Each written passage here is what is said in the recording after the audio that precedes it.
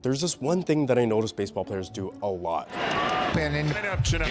But why do they do it, and where does it come from? There's actually some psychology at play here, but I'll get to that in a second. Now, chewing tobacco has long been popular in baseball. Just look at that cheek bulge. It's like popping a Zin, but it's real tobacco and not a pouch. Now, why was this so popular? Well, some say the tobacco produced more saliva, and that kept the player's mouth moist in a dusty environment. But using chewing tobacco also meant... I was to spit it into a cup or spit it out onto the ground or whatever. That's just what you did with that stuff. But chewing tobacco isn't healthy. Some players have lost their lives to cancers that have been linked to tobacco products. In 2016, Major League Baseball banned smokeless tobacco products like chewing tobacco for new players. But the tradition of spitting continues. The younger players get used to it by the time they're in the big leagues. I think it's just one of those things that's ingrained in you. But I wanted to know, was there any science to this? So I asked this sports medicine expert. The body's natural mechanism is actually not to spit, but it's to swallow it. So there's no sports science research to demonstrate that spitting improves respiratory function or oxygenation more effectively than swallowing. He says there's this idea that it could just be psychological. The claim is that,